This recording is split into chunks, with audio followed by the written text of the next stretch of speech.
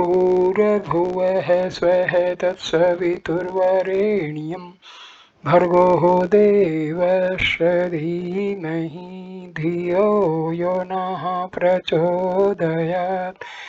ओम शांति शांति शांति। नमस्कार मेरे प्यारे दोस्तों, ये महर्षि रमन के उपदेश उनके अपने शब्दों में श्रृंखला का 12वां वीडियो है। ये भागवत के प्रश्न से शुरू होता है।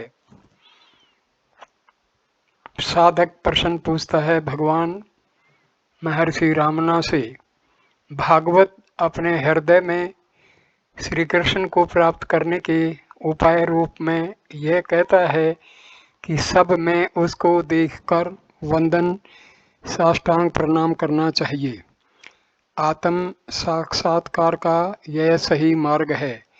नेत्र या मन के समक्ष जो कुछ आता है उसे भगवान मानकर प्रणाम करना मैं कौन हूँ की तलाश द्वारा मन से पर तत्व को प्राप्त करने के प्रयत्न से अधिक सरल नहीं है। भगवान रामना महर्षि उत्तर देते हैं, हाँ, आप सब में ईश्वर देखते हैं तो उसका विचार करते हैं या नहीं?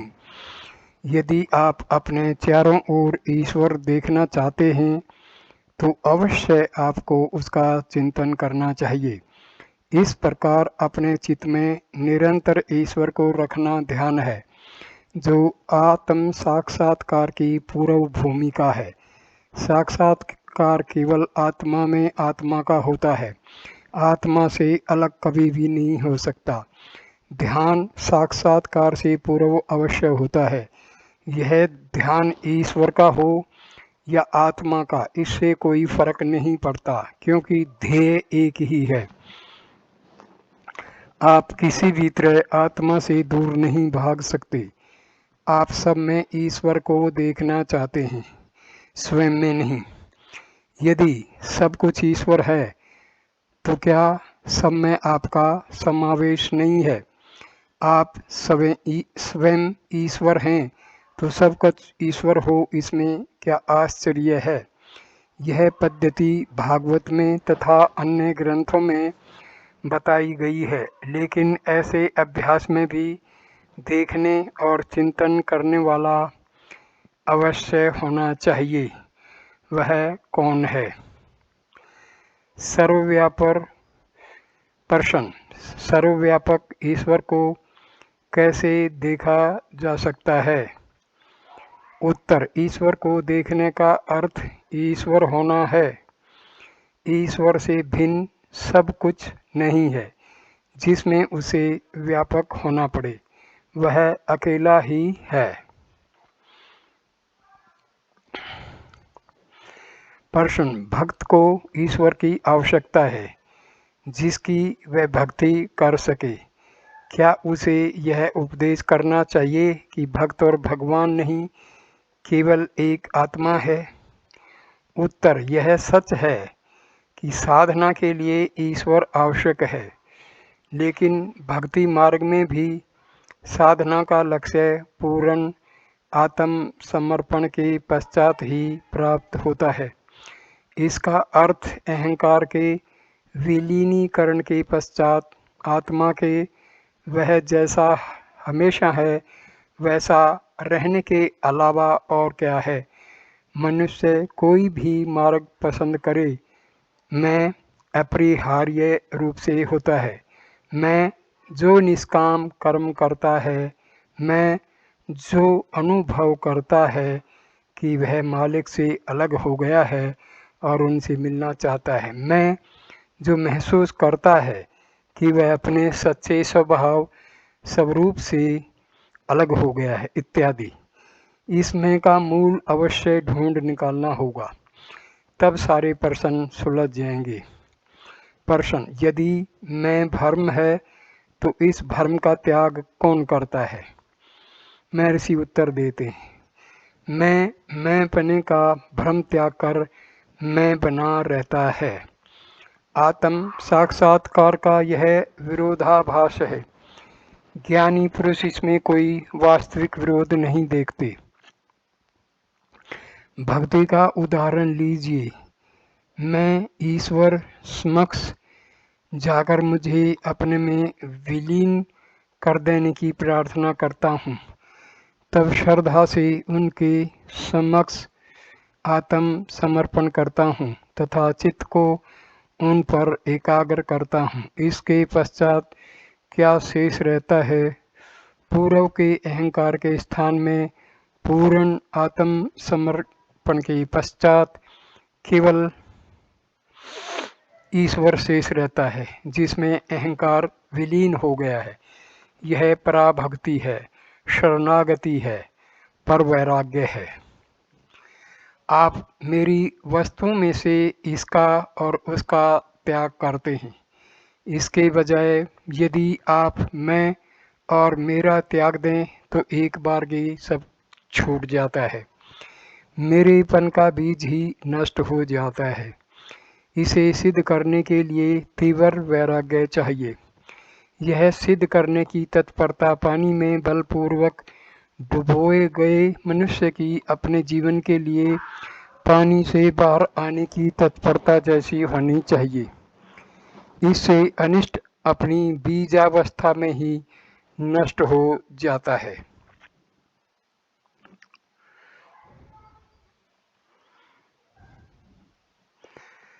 तीसरा विभाग, पार्ट 3।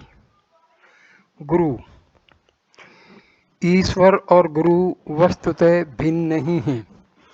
जैसे शेर की मुख में पड़ा हुआ शिकार बच नहीं सकता, ऐसे जो लोग सद्गुरु की कृपा दृष्टि के पात्र हैं उनका अवश्य उद्धार होगा और कभी भी त्याग नहीं किया जाएगा। फिर भी मनुष्य को गुरु के बताए मार्ग पर अवश्य चलना चाहिए। भगवान की दृष्टि में कोई शिष्य नहीं है, लेकिन शिष्य के दृष्टि बिंदु से गुरु का अनुग्रह समुद्र जैसा है।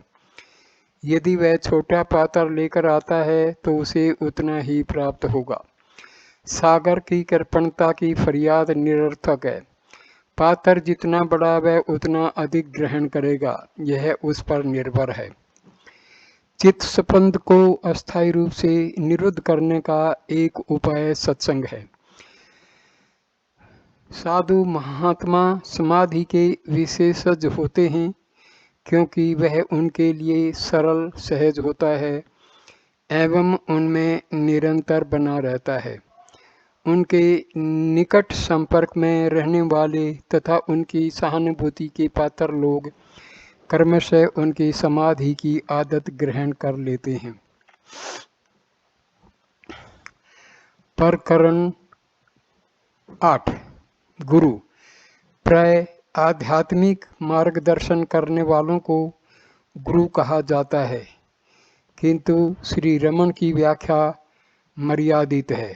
उनके मत में सच्चा गुरु वह है जिसने आत्म साक्षात्कार किया है एवं अपनी शक्ति से दूसरों को साक्षात्कार का ध्येय प्राप्त करने में सहायता कर सकता है। श्री रमन अक्सर यह कहते थे कि ईश्वर, गुरु और आत्मा एक हैं और गुरु मानव रूपधारी ईश्वर है तथा साथ ही वह प्रत्येक के हृदय में रहा हुआ आत्मा है। चूँकि वह बाहर और भीतर भी है, उसकी शक्ति दो प्रकार से कार्य करती है। बाहर रहकर वह उपदेश देता एवं अपने प्रभाव से भक्त के चित्त को आत्मा में स्थिर करने में सहायता करता है तथा अंदर रहकर वह शिष्य के चित्त को भीतर की ओर खींचता है, आत्मा में लीन करता है और आखिर उसे नष्ट कर देता है। श्री रमन के उपदेश का यह मूल आधार है कि प्राय उन सब के लिए गुरु की आवश्यकता है जो आत्मनिष्ठा के लिए प्रयत्नशील हैं। आध्यात्मिक विकास के लिए जीवन की दिशा बदल देने वाला गुरु का प्रभाव बड़े महत्व का है।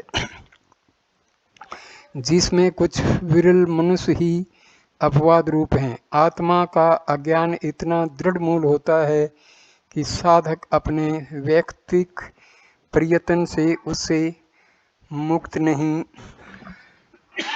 हो सकता। श्री रमन कहते हैं कि आत्मा अनुभव के लिए प्रयत्नशील साधकों के लिए गुरु आवश्यक है, लेकिन साथ साथ वे यह भी स्पष्ट करते थे कि पूरे मनोयोग से प्रयत्न न करने वालों में गुरु आत्मा अनुभव उत्पन्न नहीं कर सकता।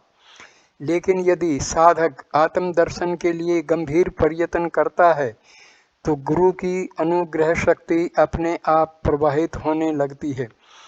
यदि प्रयास न किया जाए तो गुरु असहाय है। इस प्रकरण में दिए गए वार्तालाप श्री रमन के गुरु स्वरूप विषयक एवं आत्मा अनुभव कराने में गुरु के योगदान विषयक विचारों को संक्षेप में प्रस्तुत करते हैं। श्री रमन जिस विशेष रीति से अपनी शक्ति का प्रयोग करते थे उसकी विस्तृत चर्चा 9वें प्रकरण में की जाएगी। प्रश्न: गुरु कृपा क्या है? वह साधक को आत्म अनुभव तक कैसे ले जाती है? महर्षि इसका उत्तर देते हैं। गुरु आत्मा है। मनुष्य अपने जीवन में कभी न कभी असंतुष्ट हो जाता है, अर्थात जो भी प्राप्त है उसमें उसे आनंद नहीं मिलता। ईश्वर प्रार्थना से वह अपनी सांसारिक इच्छाओं को पूरी करना चाहता है। कर्म से उसका चित्त शुद्ध होता जाता है और वह अपनी इच्छाओं की पूर्ति के बजाय ईश्वर के अनुग्रह के लिए प्रार्थना करता है। तब ईश्वर का अनुग्रह प्रकट होने लगता है और वह गुप्त रूप में उसे दर्शन देकर सत्य का उपदेश करता है तथा अपने संग से उसके चित्त को शुद्ध करता है। भक्त का चित्त बलशाली होकर अंतर्मुख अहममुख बनने में समर्थ होता है। ध्यान से वह और भी शुद्ध होता है और बिल्कुल तरंग रहित समुद्र जैसा बनकर निश्चल हो जाता है। वह प्रशांत विस्तार आत्मा है। गुरु बाहर भीतर दोनों ओर है। बाहर से वह मन को धक्का देकर भीतर की ओर मोड़ देता है और अंदर से आत्मा की ओर खींचता है। इस प्रकार मन को शांत बनाने में सहायता करता है। यह गुरु की कृपा है। ईश्वर, गुरु और आत्मा में कोई भेद नहीं है। प्रश्न: थियोसॉफिकल सोसाइटी में लोग गुरुओं का मार्गदर्शन पाने के लिए ध्यान करते हैं। महर्षि इसका उत्तर देते हैं। गुरु भीतर है, वह सिर्फ बाहर है, ऐसा भ्रमपूर्ण विचार को हटाने के लिए ध्यान किया जाता है। यदि वह कोई अपरिचित पुरुष है जिसकी आप राह देख रहे हैं तो वह अदृश्य भी हो जाएगा। ऐसे नश्वर पुरुष से क्या लाभ? लेकिन जब तक आप सोचते हैं कि आप अलग हैं, अर्थात एक शरीर हैं, तब तक बाहरी गुरु भी आवश्यक है और वह भी आपको शरीर वाला ही दिखेगा। जब अपने आप का शरीर के साथ गलत तादात्म्य समाप्त हो जाएगा तब गुरु आत्मा से भिन्न नहीं दिखेगा। प्रश्न: गुरु हमें दीक्षा द्वारा आत्मा को जानने में सहायता करता है क्या? इसका उत्तर महर्षि देते हैं। क्या गुरु आपका हाथ पकड़कर आपके कान में कुछ कहता है?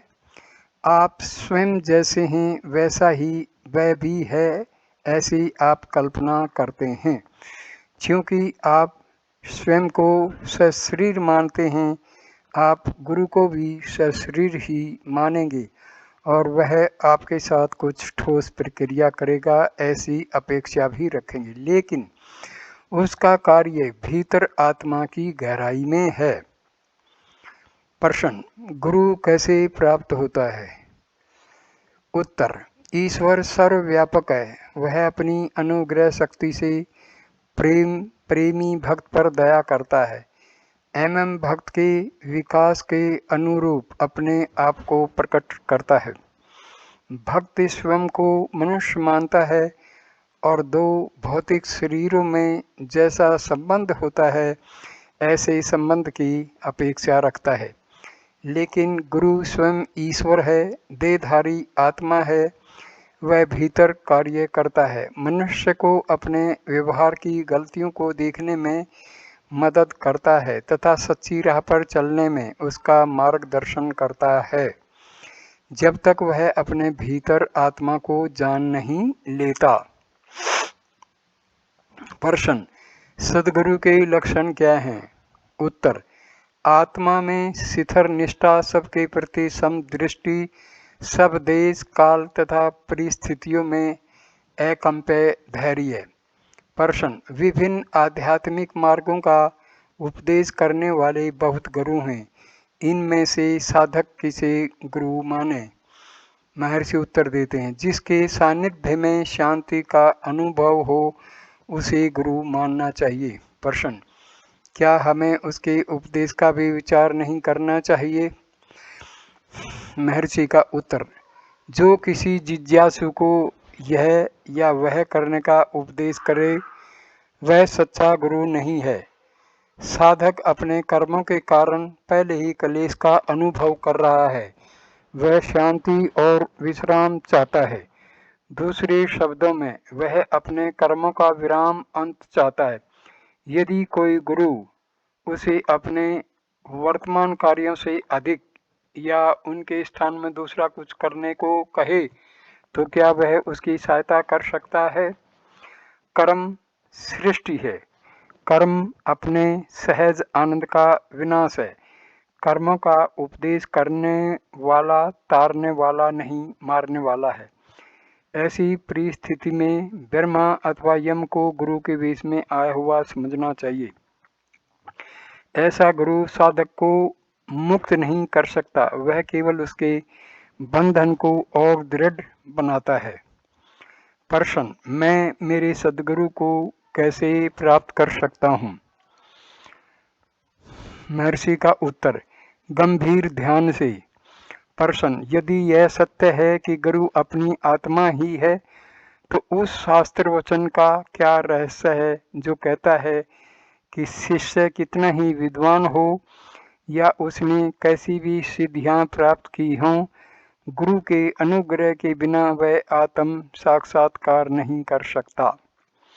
महर्षि इसका उत्तर देते हैं, पूर्ण सत्य के दृष्टि बिंदु से गुरु की अवस्था अपनी आत्मा की ही अवस्था है। फिर भी अज्ञान के कारण जीव बने आत्मा के लिए गुरु के अनुग्रह के बिना अपनी मौलिक सहज अवस्था प्राप्त करना कठिन है। प्रश्न, गुरु कृपा के लक्षण क्या हैं? महर्षि उत्तर देते हैं, वह शब्दों एवं विचारों से परे है।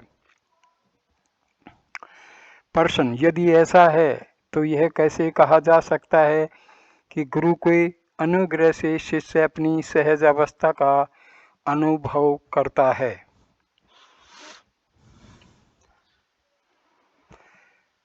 महर्षि इसका उत्तर देते हैं, हाथी स्वप्न में शेर को देखकर जग जाए, ऐसा यह भी है। शेर को देखने मात्र से हाथी जगता है, ऐसे ही यह निश्चित है कि गुरु की कृपा पूर्ण दृष्टि से शिष्य अज्ञान निद्रा से सत्य ज्ञान की जागृत अवस्था में आता है। प्रश्न, यह कहने का क्या अभिप्राय है कि गुरु स्वरूप से पर ब्रह्म है? महर्षि उत्तर देते हैं, जीव शुरू में ईश्वर अथवा परम सत्य को पाने की इच्छा से भक्ति करता है। जब उसकी भक्ति परिपक्व होती है तब ईश्वर, जो कि जीव का साक्षी एवं वास्तविक स्वरूप है, प्रकट होता है। वह अपने स्वाभाविक सच्चिदानंद लक्षण से युक्त होकर तथा करुणा से नाम रूप धारण करके प्रकट होता है।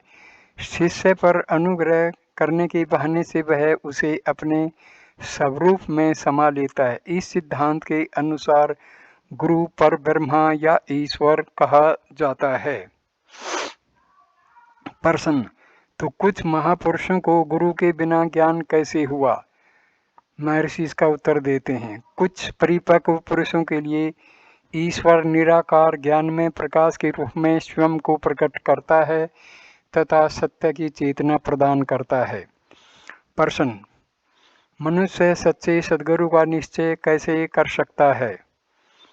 सद्गुरु का वास्तविक स्वरूप क्या है? महर्षि का उत्तर, जिसके साथ आपके चित्त का स्वाभाविक मेल हो जाता है वह सद्गुरु है। यदि आप पूछें कि सद्गुरु का निश्चय किन लक्षणों के किया जाए तो उसका उत्तर है कि उसमें शांति, धैर्य, अक्षमा इत्यादि गुण होने चाहिए। वह दृष्टि से चुंबक की तरह दूसरों को आकृष्ट करने की शक्ति वाला होना चाहिए एवं सबके प्रति समदर्शी होना चाहिए। जिसमें ये गुण हों वह सच्चा गुरु है। लेकिन यदि आप सद्गुरु के स्वरूप को जानना चाहें तो प्रथम आपको अपना स्वरूप जानना चाहिए। यदि कोई अपना स्वरूप नहीं जानता तो वह गुरु के स्वरूप को कैसे जानेगा? यदि आप सद्गुरु के वास्तविक स्वरूप को जानना चाहते हैं तो आपको संपूर्ण विश्व को गुरु रूप में देखने का अभ्यास अवश्य करना चाहिए। साधक को सब प्राणियों में गुरु के दर्शन करने चाहिए। ईश्वर के विषय में भी यही सत्य है। सब पदार्थों को ईश्वर रूप देखने का अभ्यास प्राथमिक भूमिका है। जो मनुष्य अपने आत्मा को नहीं जानता वह ईश्वर के अथवा गुरु के वास्तविक स्वरूप को कैसे जान सकता है? वह उसका निर्णय कैसे करेगा? अतः पहले अपने स्वरूप को जानिए। प्रश्न, इसे जानने के लिए भी गुरु की आवश्यकता नहीं है क्या? महर्षि उत्तर देते हैं, हाँ, यह सत्य है। जगत में कई महात्मा हैं। जिसके साथ आपका मन सहज भाव से जुड़ जाए उसे अपना गुरु मानिए। जिसमें आपकी श्रद्धा हो वह आपका गुरु है। प्रश्न, मोक्ष प्राप्ति के लिए ये गुरु कृपा का मर्म क्या है? महर्षि का उत्तर, मोक्ष आपसे बाहर कहीं नहीं है, आपके भीतर है। यदि मनुष्य में मोक्ष की सच्ची अभिप्सा हो तो आंतरिक गुरु उसे अंदर की ओर खींचता है और बाह्य गुरु उसे आत्मा की ओर मोड़ता है। यह गुरु के अनुग्रह का मर्म है। प्रश्न, कुछ लोग प्रचार करते हैं कि आपके मतानुसार गुरु की आवश्यकता नहीं है। कुछ अन्य लोग इससे ठीक उल्टी बात कहते हैं। इस विषय में महर्षि का क्या कहना है? महर्षि का उत्तर, मैंने कभी नहीं कहा कि गुरु की आवश्यकता नहीं है। प्रश्न, श्री अरविंद तथा कुछ अन्य लोग आपका कोई गुरु नहीं था ऐसा कहते हैं। उत्तर, यह आप गुरु किसे कहते हैं उस पर निर्भर है। गुरु मनुष्य रूप में ही हो यह जरूरी नहीं है।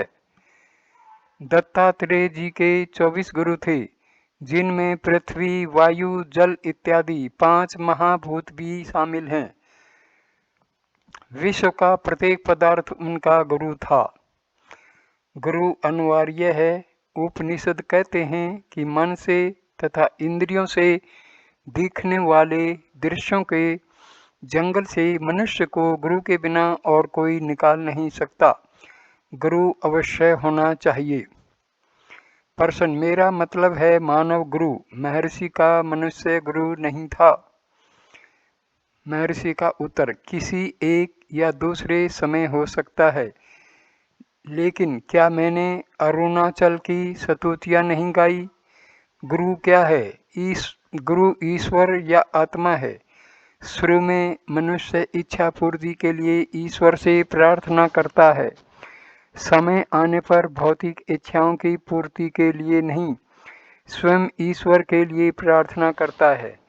तब ईश्वर उसके समक्ष एक या दूसरे रूप में प्रकट होता है, चाहे वह मनुष्य हो या कुछ और। एवं उसे स्वयं के प्रति आने के लिए मार्गदर्शन करता है। प्रार्थना का ऐसा फल होता है, वह साधक की आवश्यकता अनुसार होता है। प्रश्न, एक गुरु में श्रद्धा रखकर मनुष्य दूसरों का आदर कर सकता है क्या? उत्तर, गुरु एक है, वह भौतिक नहीं है। जब तक दुर्बलता है, समर्थ का सहारा आवश्यक है। प्रश्न, जे कृष्णमूर्ति कहते हैं कि गुरु की आवश्यकता नहीं है। उत्तर, उन्होंने यह कैसे जाना? मनुष्य साक्षात्कार के पश्चात ऐसा कह सकता है, पहले नहीं। प्रश्न, भगवान हमें सत्य का साक्षात करने में मदद करेंगे क्या? उत्तर, सहायता हमेशा मौजूद है। प्रश्न, तब तो प्रश्न अनावश्यक हैं। मुझे हमेशा मौजूद सहायता का अनुभव नहीं होता। उत्तर, आत्म समर्पण कीजिए और आपको उसका अनुभव होगा। प्रश्न, मैं हमेशा आपके चरणों में हूँ। भगवान मुझे अनुसरण करने के लिए कोई उपदेश देंगे? अन्यथा 600 मील दूर रहकर मैं सहायता कैसे प्राप्त कर सकता हूँ? उत्तर, सद्गुरु अंदर है। प्रश्न, इस तथ्य को समझने के लिए भी सद्गुरु जरूरी है। उत्तर, सद्गुरु अंदर है। प्रश्न, मैं देख सकूं ऐसा सद्गुरु मुझे चाहिए। उत्तर, वह दिखने वाला गुरु कहता है कि वह अंदर है। प्रश्न, सफलता सद्गुरु के अनुग्रह पर निर्भर नहीं है क्या? उत्तर, हाँ है। आपका अभ्यास क्या ऐसे अनुग्रह के कारण नहीं है? साधना या अभ्यास के परिणाम स्वरूप फल अपने आप प्रकट होते हैं। केवल नवनीत का एक श्लोक कहता है, हे गुरु, आप हमेशा मेरे साथ थे और जन्म जन्मांतर में मेरी प्रगति को देख रहे थे एवं मेरा मार्ग निश्चित करते थे जब तक मैं मुक्त न हो गया। प्रसंग आने पर आत्मा गुरु रूप में प्रकट होता है, अन्यथा वह हमेशा अंदर रहकर जो जो करना आवश्यक होता है उसे करता रहता है। प्रश्न, शिरडी वाले साईं बाबा के कुछ भक्त उनके चित्र की पूजा करते हैं। वे कहते हैं कि वह चित्र उनका गुरु है।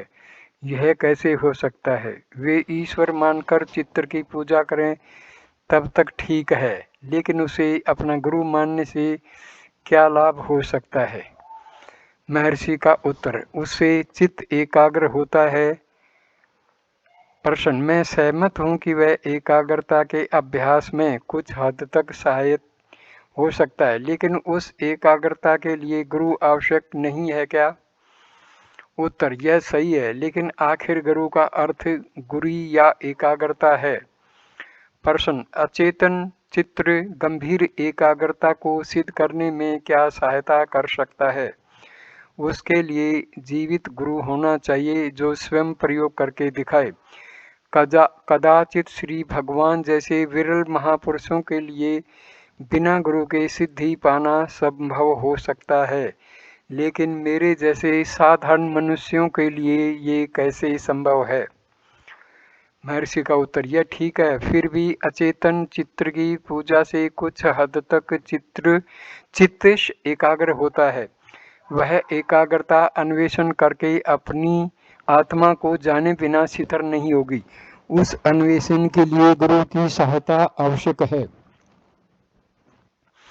प्रश्न, कहा जाता है कि गुरु अपनी शक्ति का संचार शिष्य में करके उसे आत्मज्ञान करा सकता है। क्या यह सच है? उत्तर, हाँ, गुरु आत्म साक्षात कराता नहीं, उसके मार्ग में रहे हुए अवरोध हटाता है। आत्मा तो नित्य साक्षात है ही। उत्तर, आत्म साक्षात्कार के लिए गुरु अनिवार्य नहीं है क्या? उत्तर, जब तक आप आत्म साक्षात करना चाहते हैं गुरु आवश्यक है। गुरु आत्मा है। गुरु को सच्चा आत्मा एवं स्वयं को जीव मानिए। इस द्वैत भाव का नाश अज्ञान नाश है। जब तक आप में द्वैत भाव है, गुरु आवश्यक है। चूंकि आप स्वयं को शरीर से एक रूप मानते हैं, आप सोचते हैं कि गुरु भी एक शरीर है, लेकिन आप शरीर नहीं हैं, न ही गुरु शरीर है। आप आत्मा हैं और गुरु भी आत्मा है। जिसे आप आत्म साक्षात कहते हैं, उससे यह ज्ञान प्राप्त होता है। प्रश्न, साधक ये कैसे जाने कि अमुक व्यक्ति गुरु होने योग्य है? प्रश्न, उनके सानिध्य में चित्त की शांति के अनुभव से और उनके प्रति आपके मन में पूज्य भाव के अनुभव से। प्रश्न, यदि पूर्ण श्रद्धा वाले शिष्य को यह पता चले कि गुरु अयोग्य है तो उस शिष्य का क्या होगा? महर्षि का उत्तर, प्रत्येक की गति उसकी योग्यता अनुसार होगी। प्रश्न, मुझे गुरु कृपा प्राप्त होगी क्या? उत्तर, गुरु कृपा हमेशा मौजूद है। प्रश्न, लेकिन मुझे उसका अनुभव नहीं होता। उत्तर, आत्म समर्पण से मनुष्य को गुरु कृपा का अनुभव होता है। प्रश्न, मैंने हृदय तथा आत्मा समर्पित कर दिए हैं। मैं अपने हृदय को खूब जानता हूँ, फिर भी गुरु कृपा का अनुभव नहीं होता। उत्तर, यदि आपने आत्म समर्पण किया होता तो प्रसन्न ही नहीं होते। प्रश्न, मैंने समर्पण किया फिर भी प्रसन्न होते हैं। उत्तर, अनुग्रह नित्य है, आपका अभिप्राय बदलता रहता है, दोष और किस जगह हो सकता है? प्रश्न, किसी के एक से अधिक आध्यात्मिक गुरु हो सकते हैं क्या? उत्तर, गुरु कौन है? आखिर वह आत्मा है। चित्त की पक्वता के अनुसार आत्मा बाहरी गुरु के रूप में प्रकट होता है। प्राचीन समय के प्रसिद्ध संत दत्तात्रेय कहते थे कि उनके 24 से अधिक गुरु थे। जिससे कुछ भी सीखा जाए वह गुरु है। कभी कभी अचेतन पदार्थ भी गुरु हो सकते हैं, जैसा दत्तात्रेय के उदाहरण से स्पष्ट है।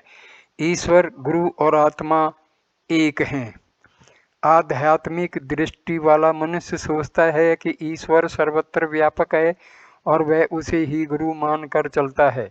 बाद में ईश्वर उसे वैयक्तिक गुरु के संपर्क में लाता है और वह उसकी सर्वरूपता को पहचान लेता है। अंत में गुरु कृपा से वह अनुभव करता है कि आत्मा ही सत्य है, अन्य कुछ भी नहीं है। इस प्रकार वह जान लेता है कि आत्मा ही सच्चा गुरु है। प्रश्न, श्रीमद् भगवत गीता में कहा है कि शुद्ध बुद्धि से, गुरु सेवा से तथा विचार से आत्मा को जानना चाहिए। इनका मेल कैसे बिठाया जाए? महर्षि का उत्तर, ईश्वरो गुरुरात्मति मूर्ति भेद विभागिने। ईश्वर, गुरु और आत्मा एक हैं। जब तक आप में द्वैत बुद्धि है, आप गुरु को स्वयं से भिन्न मानकर ढूंढते रहेंगे। लेकिन जब वह आपको सत्य का उपदेश करता है तो आपको अंतर्दृष्टि प्राप्त होती है। जो जीव को अहम मुख बनाकर आत्मा का परम ज्ञान देता है वही सद्गुरु है। जिसकी ऋषि मुनियों ने ईश्वर रूप कहकर स्तुति की है और जो वस्तुतः आत्मा है, उससे लिपट जाइए। गुरु के पास जाकर श्रद्धा से उनकी सेवा करके मनुष्य को उनकी कृपा से अपने जन्म तथा अन्य दुखों का कारण जानना चाहिए। तब यह जान करके कि ये सब आत्मा से अलग होने की वजह से उत्पन्न हुए हैं, दृढ़तापूर्वक आत्मनिष्ठ होकर रहना श्रेष्ठ है। जो लोग श्रद्धा से दृढ़तापूर्वक मोक्ष मार्ग का अनुसरण करते हैं, वे कभी कभी विस्मृति या अन्य किसी कारण से वैदिक सत्य से च्युत हो जाते हैं। उन्हें जानना चाहिए कि उनको गुरु के वचनों से विरुद्ध कभी भी नहीं जाना चाहिए। ऋषियों के वचन से यह जाना गया है कि यदि मनुष्य ईश्वर का अपराध करता है तो गुरु उसे दोष से मुक्त करता है, लेकिन गुरु के प्रति किए गए अपराध से स्वयं ईश्वर भी मुक्त नहीं करता। उस मनुष्य के लिए कोई दुख नहीं रहेगा और वह जगत में पुरोहित इंद्र की तरह रहेगा, जो हृदय के पूर्ण प्रेम से गुरु की कृपा दृष्टि में पूरी श्रद्धा रखता है। सभी लोग जिसकी कामना करते हैं वह शांति किसी के द्वारा किसी भी तरह किसी भी देश या काल में प्राप्त नहीं हो सकती जब तक मनुष्य सद्गुरु की कृपा से मन की निश्चलता प्राप्त नहीं करता। इसलिए हमेशा एकाग्र पूर्वक रहकर अनुग्रह पाने की साधना में लगे रहिए। प्रश्न, भगवान के कुछ भगत ऐसे हैं जिन्हें भगवान का अनुग्रह प्राप्त हुआ है और जिन्होंने विशेष तकलीफ के बिना ही सिद्धि प्राप्त कर ली है। मैं भी उसी अनुग्रह की कामना रखती हूँ। स्त्री होने के कारण और यहाँ से बहुत दूर रहने के कारण मैं इच्छा अनुसार बार बार श्री भगवान के पावन सानिध्य में नहीं रह सकती। संभवतः मैं वापस नहीं आ सकूंगी। मैं भगवान के अनुग्रह की प्रार्थना करती हूँ। जब मैं मेरे स्थान में वापस चली जाऊं तो मैं निरंतर भगवान का स्मरण करना चाहती हूँ। कृपा करके भगवान मेरी प्रार्थना स्वीकार करें। महर्षि का उत्तर, आप कहाँ जा रही हैं? आप कहीं भी नहीं जा रही। यह मान भी लिया जाए कि आप शरीर हैं तो भी क्या आपका शरीर लखनऊ से तिरुवन्नामलाई चलकर आया है? आप कार में बैठी रहती हैं और एक या दूसरे यान चलता है। इस प्रकार आखिर आप यहाँ आई हैं। सत्य यह है कि आप शरीर नहीं हैं। आत्मा गतिशील नहीं है, जगत उसमें गति करता है। आप केवल जो हैं वही हैं। आप में कोई परिवर्तन नहीं है। इसलिए देखने में जो यहाँ से प्रस्थान जैसा लगता है उसके बाद भी आप यहाँ वहाँ तथा सर्वत्र हैं। दृश्य बदलते हैं, दृष्टा नहीं। और जहाँ तक अनुग्रह का सवाल है वह आपके अंदर है।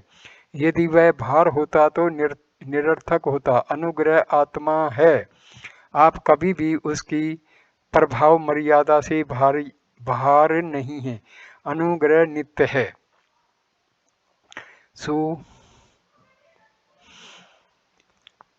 प्रश्न, मेरा मतलब है कि जब मैं आपके स्वरूप का स्मरण करूं तब मेरे मन को बल मिलना चाहिए एवं आपकी ओर से भी प्रत्युत्तर मिलना चाहिए। मुझे मेरे व्यक्तिक प्रयत्न पर नहीं छोड़ देना चाहिए जो बहुत दुर्बल है। महर्षि का उत्तर, अनुग्रह आत्मा है। मैंने पहले ही कह दिया है कि यदि आप भगवान को याद करते हैं तो आत्मा आपको ऐसा करने के लिए प्रेरित करता है। क्या अनुग्रह पहले से ही मौजूद नहीं है? क्या एक क्षण भी ऐसा है जिसमें अनुग्रह आप में सक्रिय न हो? आपका स्मरण अनुग्रह का पुरोगामी है, वही प्रत्युत्तर है, वह उद्दीपक है, वह आत्मा है और अनुग्रह है। चिंता का कोई कारण नहीं है।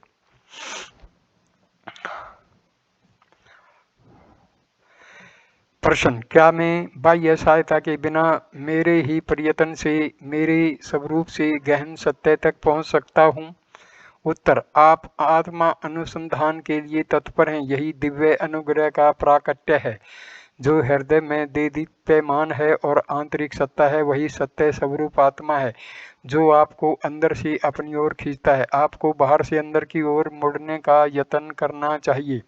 आपका सनिष्ठ प्रयत्न आत्मा अनुसंधान है और गहन आंतरिक गतिशीलता अनुग्रह है। इसलिए मैं कहता हूँ कि अनुग्रह के बिना सनिष्ठ आत्म अनुसंधान नहीं होता और जो आत्मा अनुभव के लिए प्रयत्न नहीं करता उसके लिए अनुग्रह निष्क्रिय होता है। दोनों आवश्यक हैं। मैं यहाँ पर ही इस वीडियो को विराम देता हूँ। नमस्ते दोस्तों, please like, comment and share the video and subscribe the channel. नमस्कार।